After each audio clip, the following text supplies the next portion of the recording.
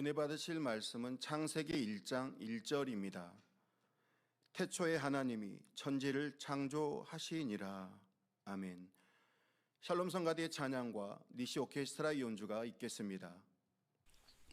Saudara-saudari yang saya kasih dalam Tuhan, semua orang kudus dari gereja Cawangan dan gereja tempatan, penonton GCN dan semua anak Tuhan yang menghadiri ibadah dalam kalian. Ini adalah penjelasan tentang kejadian yang ke-8. Bersambung daripada khutbah yang lalu, saya akan menerangkan 7 roh yang merupakan salah satu entiti terbahagi Tuhan Bapa. Saya mengatakan bahawa 7 roh ialah hati Allah yang mengukur orang menurut 7 aspek. Jika mereka melepasi pengukuran oleh 7 roh sesuai dengan ukuran iman mereka, jawapan akan diberikan bagi doa mereka. Saudara-saudari yang saya kasihi, bagi anda yang belum menerima jawapan bagi doa anda, saya berharap anda akan mendengar khutbah pada hari ini dengan baik dan memahami sebab doa anda tidak dijawab. Saya juga mengatakan bahawa standar untuk melepasi pengukuran oleh 7 roh adalah tidak sama untuk semua orang, tetapi berbeza sesuai dengan ukuran iman individu masing-masing. Itulah sebabnya 7 roh mengukur iman mereka terlebih dahulu, dan standar untuk 6 aspek yang lain ditetapkan berdasarkan ukuran iman mereka sendiri. Sukacita ialah ciri kedua yang diukur oleh 7 roh. Sukacita ialah salah satu bukti yang paling penting yang dimiliki oleh orang yang telah diselamatkan. Sekarang, apakah dinyatakan oleh pengukuran pertama? Iman. Saya menjelaskannya pada minggu yang lalu. Aspek pengukuran akan saya jelaskan pada hari ini ialah sukacita. Sukacita ialah bukti yang mewakili orang yang telah diselamatkan. Jika anda benar-benar bertemu dengan Tuhan dan tahu ada penghakiman, neraka dan syurga, jika anda telah tahu anda telah diselamatkan dan menjadi warga kerajaan syurgawi, bukankah seharusnya anda memiliki sukacita? Sebelum anda bertemu dengan Tuhan, anda mungkin telah menjalani kehidupan yang penuh dengan air mata, kesedihan, sakit, kekhawatiran dan kematian. Anda mungkin telah menjalani kehidupan tanpa sukacita. Namun begitu, setelah anda diselamatkan dan menjadi anak-anak Tuhan, anda menjalani kehidupan dengan harapan untuk syurga dalam kasih dan rahmat Tuhan. Bukankah natural jika anda menjadi penuh dengan sukacita? Setengah daripada anda mungkin mengatakan bahawa anda gembira bahkan sebelum anda bertemu dengan Tuhan. Namun begitu, saya ingin bertanya, adakah sukacita itu sejati? Seberapa banyakkah sukacita itu? Kemungkinan ia hanya sukacita yang tidak berpanjangan. Anda gembira hanya ketika ada sesuatu untuk anda bersukacita. Namun begitu, ketika anda menghadapi masalah atau kesulitan, sukacita itu menghilang. Itu ialah sukacita bersyarat yang hanya ada ketika situasi menguntungkan bagi anda sesuai dengan perasaan anda. Itu ialah sukacita yang tidak lengkap yang dapat berdasarkan situasi anda. Walau bagaimana orang mempunyai sukacita rohani dalam iman, selalu dapat bersukacita tanpa mengira situasi. Sukacita selalu datang dari dalam hati mereka kerana mereka memperoleh kehidupan kekal penuh dengan harapan syurga. Tentu sahaja mereka mungkin berkabung secara rohani untuk jiwa-jiwa dan untuk kerajaan dan kebenaran Tuhan. Namun begitu, sukacita yang berasal dari dalam hati tidak pernah hilang. Sukacita rohani inilah hak istimewa yang hanya dapat dinikmati oleh anak-anak Tuhan yang telah diselamatkan. Ia juga merupakan standar yang membezakan orang Kristian daripada orang lain di dunia. Selain itu, sukacita ialah bukti bahawa anda mempunyai iman. Apabila anda mempunyai iman yang kukuh yang diberikan oleh Tuhan, sukacita datang dari hati anda, walaupun dalam realiti ia kelihatan sukar. Sukacita anda ialah bukti bahawa anda mempunyai iman dan ia akan mengikuti iman anda. Pengakuan anda sebanyak 100 kali mengatakan, saya percaya, tidak diiktiraf sebagai iman rohani. Sekali lagi, iman perlu dibuktikan bahawa ia adalah benar. Dan sukacita ini ialah bukti iman. Kehadiran sukacita dalam hidup anda ialah bukti bahawa anda percaya kepada Tuhan dan Tuhan Yesus serta syurga. Orang yang mempunyai sukacita kelihatan berbeza apabila mereka menerima doa saya. Tidak kira seberapa sukar atau rumit masalah mereka, mereka menerima doa saya dengan gembira tanpa apa-apa kebimbangan. Mereka merasakan sukacita yang tulus kerana mereka percaya bahawa masalah mereka akan diselesaikan dengan menerima doa tersebut. Tidak lama kemudian selepas menerima doa saya, mereka pasti memberikan kesaksian bahawa mereka telah menerima jawapan bagi doa mereka.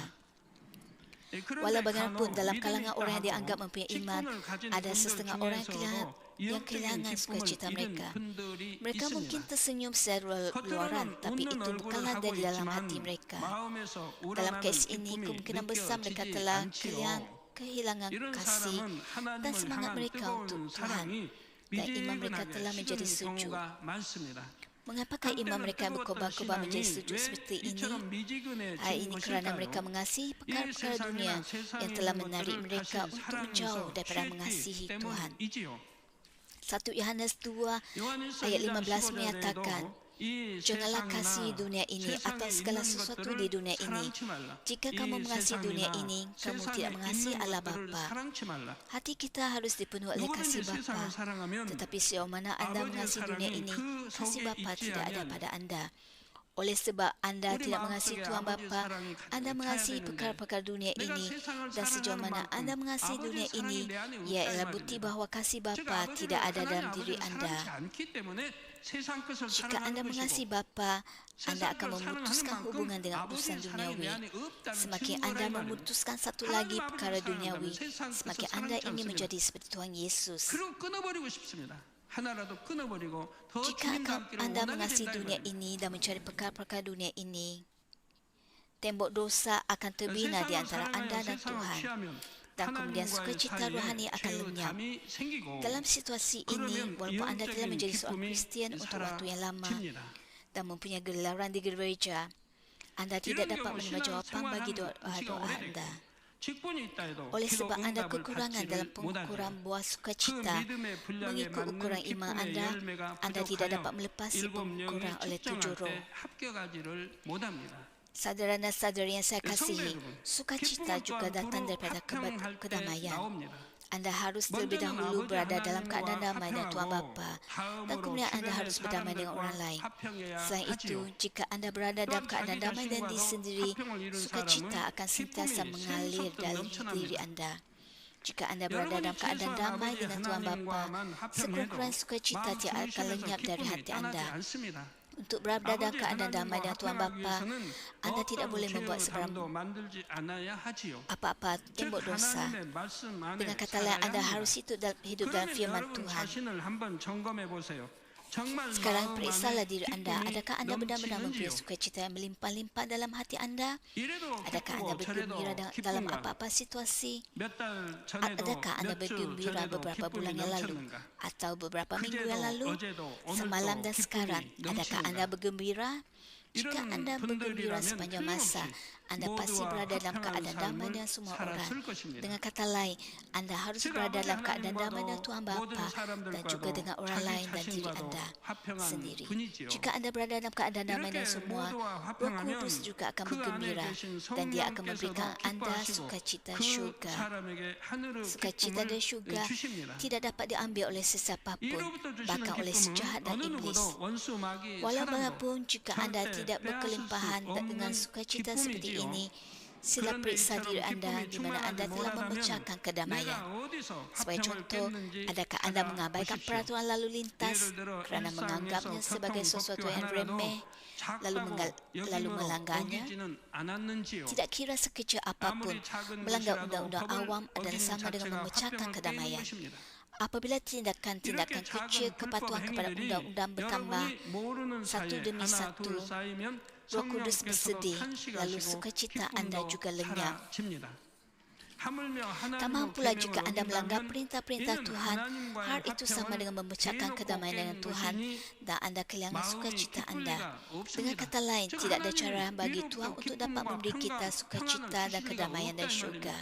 Hari ini bermaksud bahawa Roh Kudus tidak gembira dengan anda kerana kedamaian dalam diri anda dengan Bapa telah terputus.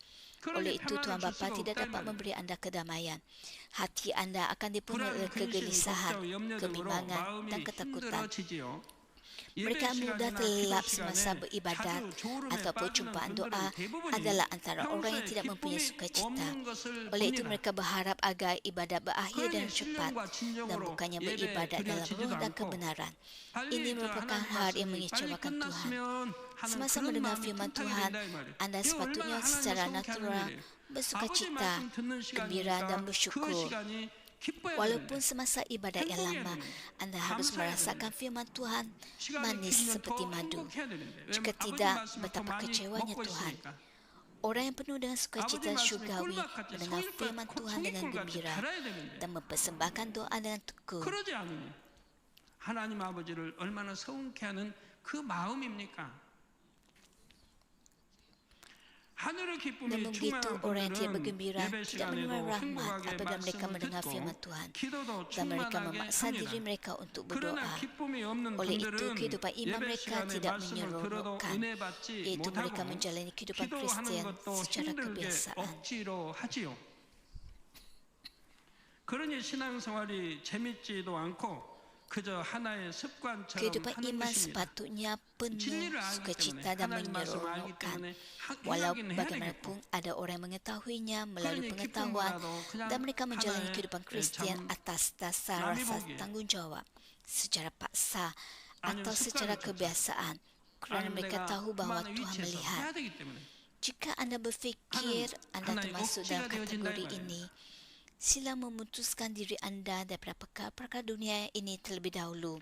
Perkara-perkara duniawi tidak dapat memberikan kebahagiaan sejati kepada anda. Semakin anda memutuskan hubungan dengannya, semakin Tuhan dari syurga memberi anda kebahagiaan sejati. Kemudian sukacita dan kedamaian sejati akan berkelimpahan dalam diri anda kerana anda memutuskan hubungan dengan dunia ini.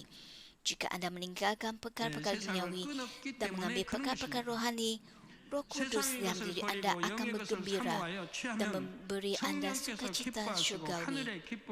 Selain itu, sila selidik bahagian kedamaian terputus, lalu berdamailah. Semoga anda penuh dengan sukacita syurga dengan melakukan perkara sedemikian. Dalam nama Tuhan Yesus Kristus saya berdoa. Saudara-saudari yang saya kasihi dalam Kristus, sebagai pengukuran ketiga, 7 roh mengukur doa.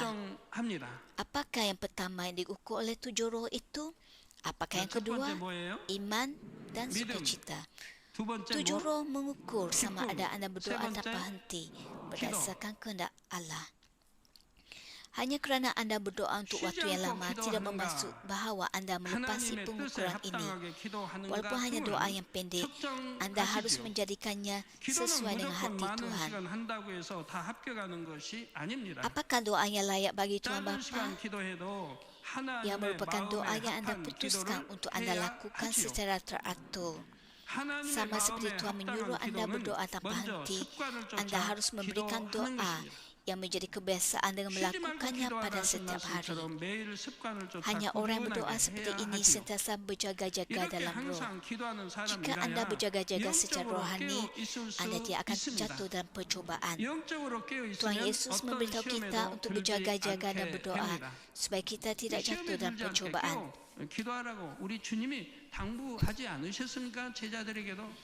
Nabi Samuel berkata bahawa dia tidak akan melakukan dosa dengan berhenti daripada berdoa. Alkitab menyatakan bahawa berhenti berdoa kepada Tuhan ialah dosa.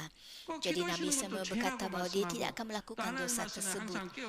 Alkitab menyatakan bahawa harus sentiasa berjaga-jaga dan berdoa serta berseru kepada Tuhan dalam doa. Namun begitu, jika anda melanggar perintah itu adalah dosa. Berapakah banyak orang Kristian yang hidup dalam dosa ini? Namun begitu mereka berkata, saya percaya. Kembali ke topik utama, jika anda berjaga-jaga secara rohani, anda tidak akan jatuh dalam apa-apa cubaan. Walaupun anda menghadapi masalah atau ujian, anda akan dapat mengatasinya dengan cepat. Apabila anda berdoa, doa anda bertimbun di syurga seperti akaun simpanan. Anda akan gembira melihat wang yang Uang yang Anda simpan di 저금 bank 통장에 이렇게 semakin 돈이 banyak. 불어나는 거 보면 Orang mengetahui 행복하지 sukacita 않습니까? ini menyimpang wang dan melakukannya lagi kerana mereka berasa gembira apabila melihat akaun bank mereka. Sama seperti menyimpan wang, doa-doa terkumpul di syurga. Oleh itu, orang yang berjaga-jaga dan berdoa sepanjang masa, mereka dapat menerima jawapan bagi doa mereka dengan mudah, walaupun dalam situasi yang mendesak. Mengapa? Mereka telah mengumpulkan doa-doa mereka, yang seperti mengeluarkan wang yang telah Anda simpan dalam akaun simpanan Anda. Bagaimanakah jika Anda tidak banyak berdoa? Berapa banyak dan berapa lama Anda perlu berdoa untuk menyelesaikan masalah atau menerima jawapan? Alkitab menyatakan bahawa berhenti berdoa ialah dosa. Mungkin akan mengambil masa yang lama hanya untuk meruntuhkan tembok dosa kerana tidak berdoa. Oleh itu, Anda harus sentiasa berdoa tanpa henti dan menjadikannya kebiasaan. Selanjutnya, Anda harus berlutut ketika Anda berdoa. Ketika Anda berdoa, Anda boleh duduk di kerusi atau berbaring. Tapi mengapa Tuhan mahu Anda berlutut ketika berdoa? Yesus juga berlutut ketika dia berdoa dan terdapat banyak adegan orang yang berlutut dan berdoa dalam seluruh Alkitab. Oleh itu, tentu sahaja kita harus taat kepada firman Tuhan dan berlutut dan berdoa. Yesus, anak tunggal Tuhan, juga melakukan perkara yang sama. Tidak hanya para nabi dalam Alkitab, tapi Yesus juga berlutut ketika dia berdoa. Jika Anda mencari sesuatu yang tidak dapat dilakukan dengan kekuatan manusia, Anda harus berlutut di hadapan Tuhan yang Maha Kuasa. Mungkin ada keadaan di mana Anda tidak dapat berlutut. Kecuali dalam situasi seperti itu, jika Anda berlutut semasa berdoa, hal itu sangatlah alkitabiah. Selain itu, Anda harus berdoa bukan mengikut kehendak Anda, tetapi mengikut kehendak Tuhan. Yesus juga berdoa seperti ini, seperti yang tertulis dalam Lukas 22:42, di mana dia berdoa kepada Tuhan, "Janganlah turut kehendakku, melainkan kehendak-Mu berlakulah." Anda harus berdoa bukan untuk kehendak atau kepentingan sendiri, tetapi untuk kehendak Tuhan.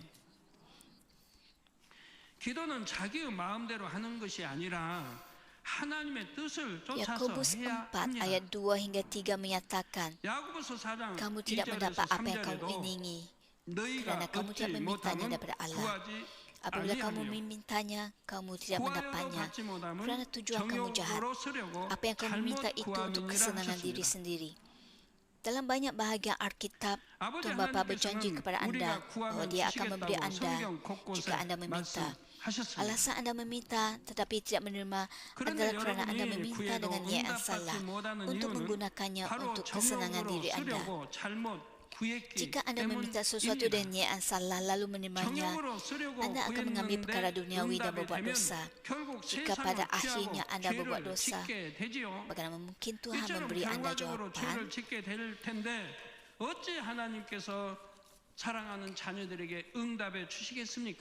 Dalam Matius 6:33, Tuhan berkata, "Sebaliknya, utamakanlah pemerintahan Allah dan lakukanlah kehendak-Nya, lalu Allah akan memberikan semua itu kepada kamu." Apabila Anda berdoa, Anda harus berdoa untuk kerajaan Tuhan dan kebenarannya sebelum urusan pribadi. Tuhan melihat bahawa Anda mempunyai iman dan memberkati Anda. Walaupun Anda bekerja, adakah Anda dapat menyebutnya sebagai kesetiaan? Jika Anda melakukan kerja pribadi Anda dahulu, lalu kemudian melakukan kerja Tuhan, orang yang setia kepada Tuhan selalu meletakkan kebenaran kerajaan Tuhan terlebih dahulu. Jika Anda tidak mencari kepentingan Anda sendiri, tetapi kerajaan Tuhan dahulu, doa Anda kelihatan wajar pada pandangan Tuhan. Kemudian Tuhan akan memberikan jawapan bagi doa Anda untuk kegunaan pribadi. Saya berharap bahawa Anda semua akan berdoa mengikut kehendak Tuhan seperti ini.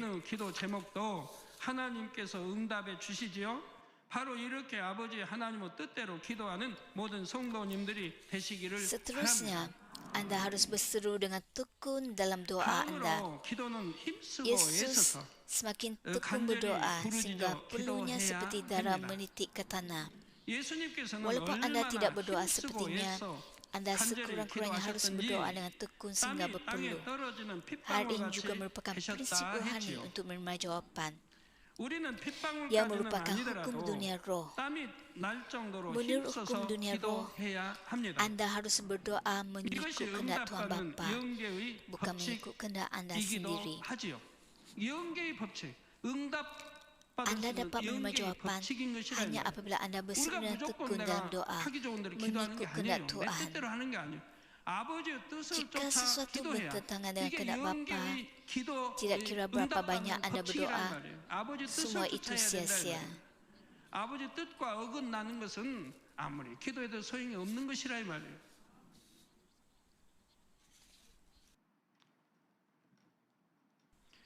창세기 3장 19절 Kejadian 3 전반절에 ayat 19 menyatakan, 하나님께서는 아담에게 engkau akan bekerja keras dan berpeluh-peluh untuk membuat tanah ini menghasilkan sesuatu. 먹고라고 말씀하셨습니다. Ayat ini bermaksud bahawa Anda mendapatkan tumbuhan, iaitu makanan dan berpeluh. Setiap orang bekerja sama ada petani atau nelayan, berpeluh dan mendapatkan makanan. Tiada pendapatan tanpa peluh. Inilah firman Tuhan. Sama seperti Anda harus bersusah payah dengan peluh untuk makan, untuk menerima jawapan bagi doa Anda haruslah tekun. Hal ini bermaksud bahawa sebelum Anda melakukan dosa keingkaran, tidak ada peluh dan kerja keras seperti ini di Taman Eden. Dia hidup dengan hanya makan apa yang diberikan oleh Tuhan ketika dia menjadi makhluk rohani dan taat kepada Tuhan. Dia dapat hidup seperti itu, makan apa-apa saja diingininya dan tidak jatuh sakit. Walau bagaimanapun, dia mengingkari firman Tuhan, lalu bertukar menjadi manusia badani. Dia berubah menjadi manusia badani dan harus berpeluh untuk dapat makan. Hal ini supaya dia dapat memperoleh buah sebagai makanannya.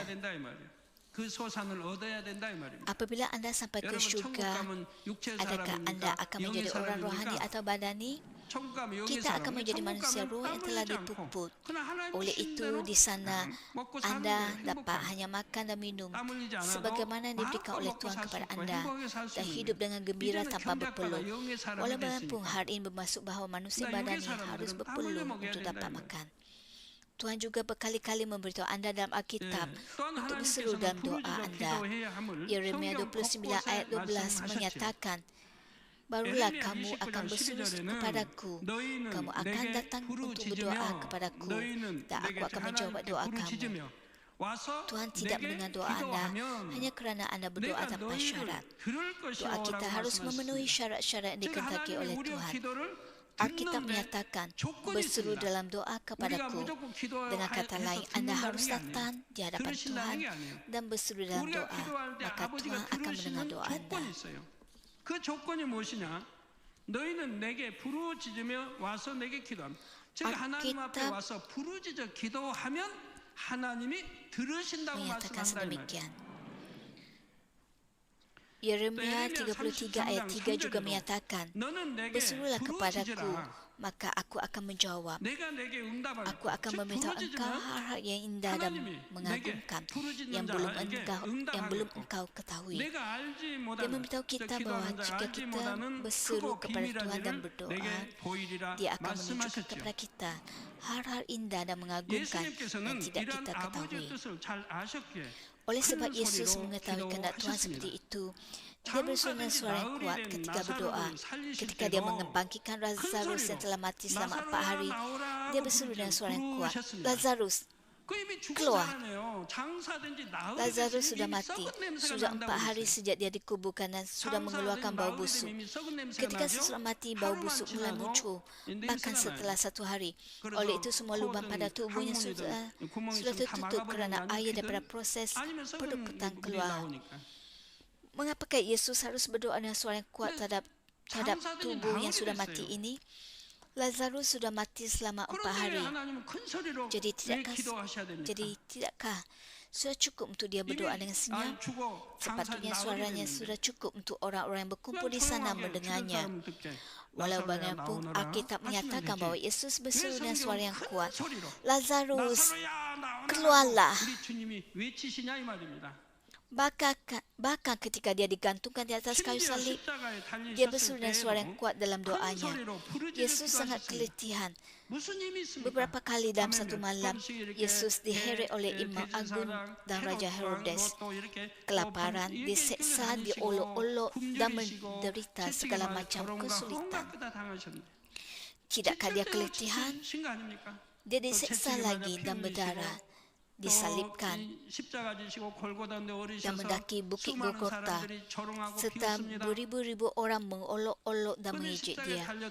Selain itu, Yesus tergantung di atas kayu salib selama beberapa jam.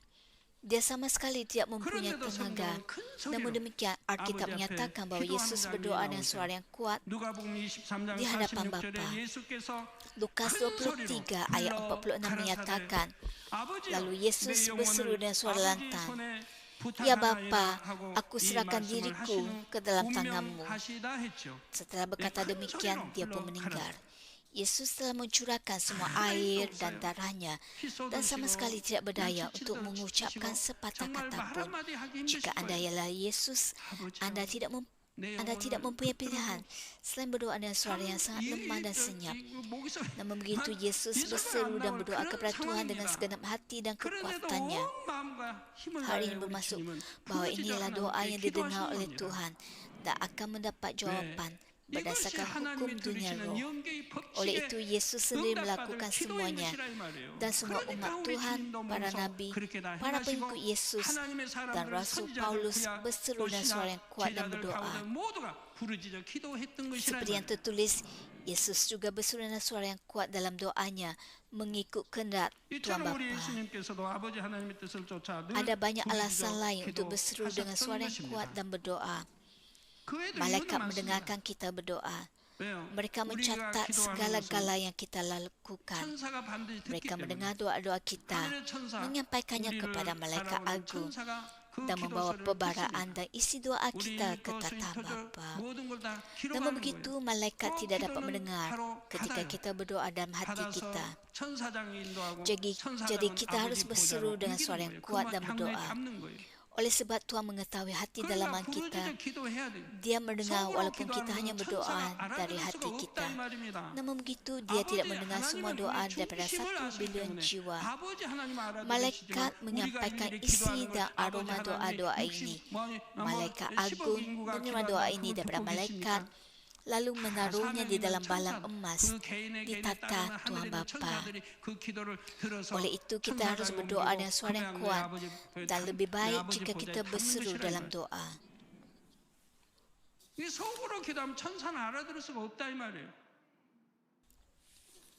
그러니까 소리내어 기도해야 되는 것이라 이 말이에요.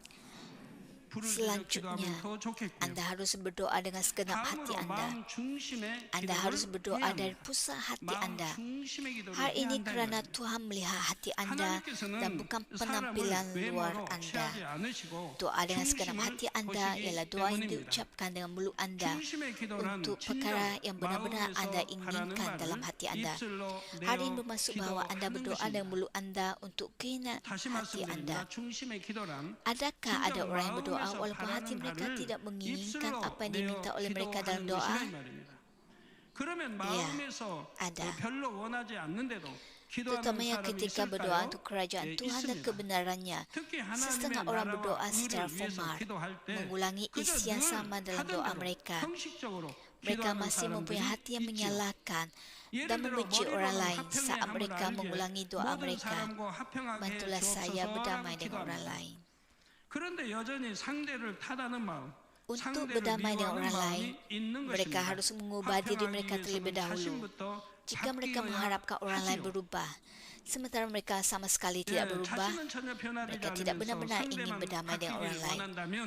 Oleh itu, tidak kira berapa kali mereka berdoa, 원하는 것이 아닙니다. bantulah saya berdamai dengan orang 따라서 lain. 아무리 화평하게 Itu bukan doa yang jujur dari dalam hati mereka. Hal yang sama berlaku untuk doa bagi kerajaan Tuhan. Tidak kira seberapa kudus anda kelihatan secara luaran dan betapa lancarnya anda berdoa, apa yang dilihat oleh Tuhan Bapa ialah kejujuran dalam hati anda. Akhir sekali, anda harus berdoa dengan iman dan kasih. Yakobus 1 ayat 6 hingga 7 menyatakan, akan tetapi apabila dia memohon, dia mesti beriman sepenuhnya. Dia tidak harus ragu-ragu, kerana orang yang ragu-ragu itu umpama ombak laut yang tumbang-ambing ditiup angin. Orang seperti itu tidak boleh berharap untuk menerima apa-apa daripada Tuhan. Berdoa dengan ketidakpastian mungkin tidak selalu membawa jawapan yang jelas atau segera daripada Tuhan. Jika anda berdoa sambil berfikir, dapatkah saya benar-benar menerima jawapan? Bagaimanakah jika saya tidak dapat? Maka anda tidak dapat menerima jawapan. Anda harus benar-benar percaya bahawa Tuhan Yang Maha Kuat hidup akan memberikan jawapan kepada anda. Anda juga harus berdoa dengan kasih kepada Tuhan. Ketika anda berdoa untuk gereja dan jiwa-jiwa, jika anda benar-benar berdoa dengan kasih untuk gereja dan jiwa-jiwa, doa anda akan berubah menjadi perbaharan yang benar-benar indah. Doa tanpa iman dan kasih tidak dapat menjadi perbaharan yang dapat diterima oleh Tuhan. Oleh itu, walaupun anda berdoa sebentar, anda harus berdoa dengan iman dan kasih. Setakat ini, saya telah memberitahu anda tentang perkara yang diperiksa oleh 7 roh. Ketika mengukur doa anda, ketika 7 roh mengukur hanya satu aspek seperti iman, mereka memeriksa banyak perkara. Mereka tidak hanya memeriksa adakah anda berdoa atau berapa jam anda berdoa. Dengan firman Tuhan sebagai standar, mereka mengukur dengan benar segala-galanya, dari sikap anda hingga hati dalam anda. Apakah anda berfikir bahawa syarat untuk menerima jawapan bagi doa adalah terlalu ketat dan susah? Tidak ada yang susah. Adakah anda menghitung nafas anda seperti berapa kali anda bernafas dalam 1 minit? Adakah anda bernafas sambil memikirkan bagaimana cara bernafas? Ketika anda makan, adakah anda berfikir tentang bagaimana anda makan? Makan mempunyai banyak langkah seperti mengambil garpu, meletakkan makanan di dalam mulut dan mengunyahnya. Adakah orang yang tidak makan kerana proses makannya rumit? Setelah menjadi kebiasaan, anda hanya perlu melakukannya. Jika anda menjadikannya kebiasaan untuk berdoa seperti yang dijelaskan di atas, maka itu akan menjadi hal yang natural untuk anda lakukan. Hal ini sama sekali tidak susah. Anda tidak boleh berfikir bahawa hal ini terlalu membebankan. Anda seharusnya membuat keputusan dengan berkata, saya akan berdoa dengan lebih tekun untuk melepasi pengukuran. Saya berharap anda akan berdoa seperti ini dan menerima jawapan bagi keinginan hati anda dan memuliakan Tuhan Bapa. 합격할 수 있도록 해야겠다. 이렇게 마음 먹어야 하지요. 그래서 마음의 소원을 응답받아 아버지 하나님께 영광 돌리는 성도님들이 됐을 수 Sekarang saya akan 있기를 menjelaskan 바랍니다. ciri keempat yang dikuat oleh 7 roh, 이제 7명의 yaitu 네 번째로 kesyukuran. 측정하는 분야를 말씀드리겠습니다. Hendaklah 바로 kamu sentiasa 감사입니다. bersukacita dan berdoa sentiasa. Hendaklah kamu bersyukur dalam segala keadaan. 범사에 감사라. Perkara ini tertulis secara berurutan. 처음에 믿음이 Pada 가장 중요해요. awalnya, 믿음이 첫째입니다. iman ialah hal yang paling 그다음 penting. 기쁨, Iman datang 그다음에 dahulu, 기도, kemudian sukacita, 그다음에 감사. doa dan kesyukuran. Kesyukuran juga salah satu buah yang harus anda hasilkan sebagai anak Tuhan. Selama anda mempunyai iman yang sejati, meskipun sedikit, anda akan mengucapkan syukur dalam apa-apa keadaan.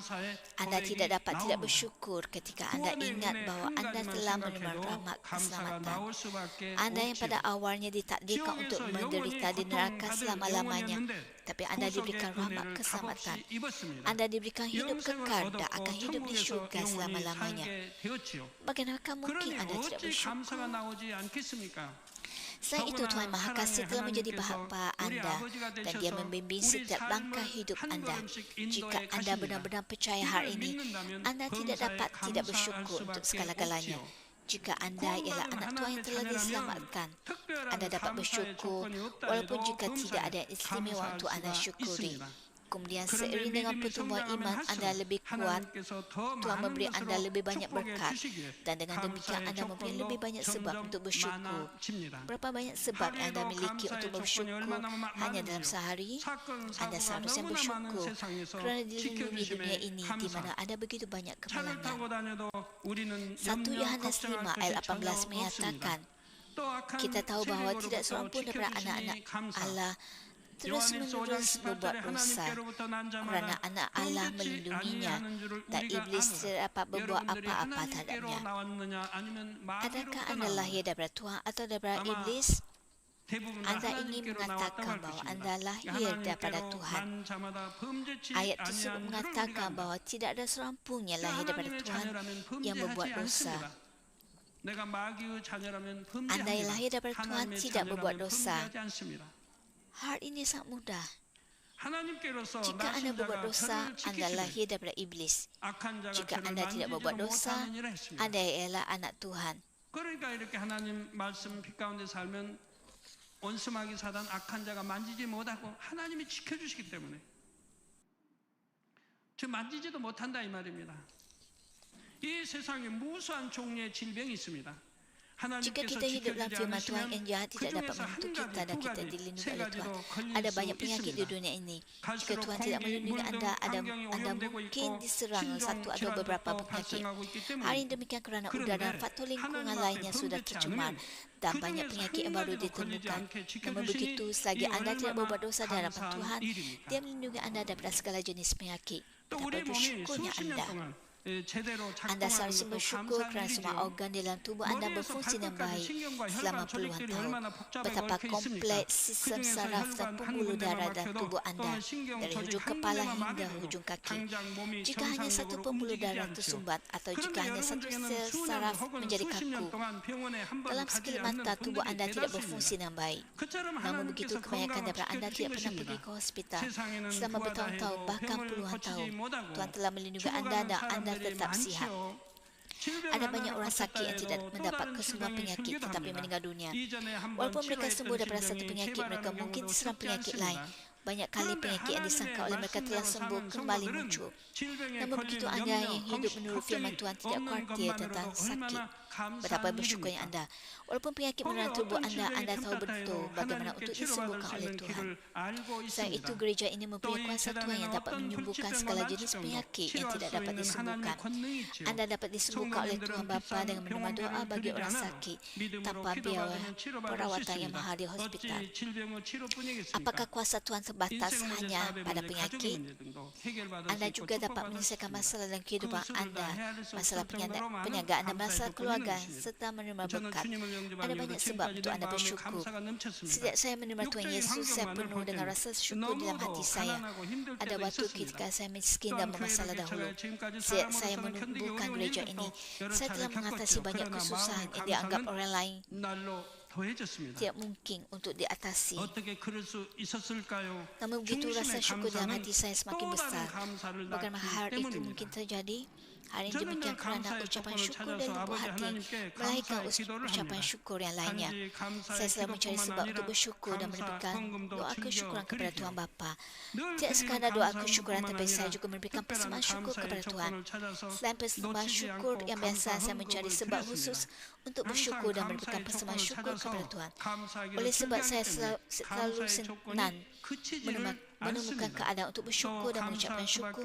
Jadi sukacita saya tidak pernah berhenti. Kemudian Tuhan Bapa bersusah memberi saya berkat, termasuk berkat kewangan dan rahmat yang membuatkan saya tidak dapat tidak bersyukur. Oleh itu saya berharap anda juga bersyukur untuk segala-galanya.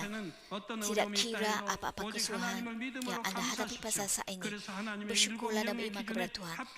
Oleh itu saya berharap anda melepasi standar 7 roh Tuhan. Namun begitu, jika anda hanya bersyukur apabila sesuatu adalah baik untuk anda dan anda mengeluh ketika sesuatu tidak baik berlaku, anda akan gagal untuk melepasi pengukuran tersebut. Filipi 4:6-7 menyatakan, janganlah khawatir akan apapun. Dalam segala hal, berdoalah dan mintalah kepada Allah apa yang kamu perlukan. Apabila berdoa kepada Allah, hendaklah kamu selalu mengucap syukur. Kesejahteraan daripada Allah yang tidak mungkin difahami oleh manusia akan menjadi menjaga hati dan fikiran kamu kerana kamu sudah bersatu dengan Kristus Yesus. Bagaimana dengan anda? Tiap kira dalam lingkungan atau situasi apa-apa pun yang anda hadapi, adakah anda berdoa dengan rasa syukur? Yunus yang jatuh ke dalam perut ikan besar berdoa dengan rasa syukur. Daniel berdoa dengan penuh syukur meskipun dia tahu dia akan menjadi makanan bagi singa. Dan Rasul Paulus yang dipukuli dan berdarah serta dipenjarakan di dalam penjara paling dalam bersyukur dan berdoa. Demikianlah umat Tuhan berdoa dan punya kesyukuran pada setiap waktu. Oleh itu Alkitab menyatakan janganlah khawatir akan apapun. Dalam segala hal berdoalah dan mintalah kepada Allah apa yang kamu perlukan. Sila ingat kata-kata ini, terutama para penatuan dan saudara seiman dalam Tuhan Yesus. Tiap kira seberapa buruknya keadaan atau situasi anda, ucapkanlah syukur-syukuran kepada Tuhan dengan iman. Tuhan akan berasa senang hati dengan perbuatan iman anda yang seperti ini, dan dia akan mengendalikan segala hal sehingga menghasilkan yang baik. Semoga anda selalu memuliakan Tuhan dengan pengakuan syukur. Dalam nama Tuhan Yesus Kristus saya berdoa.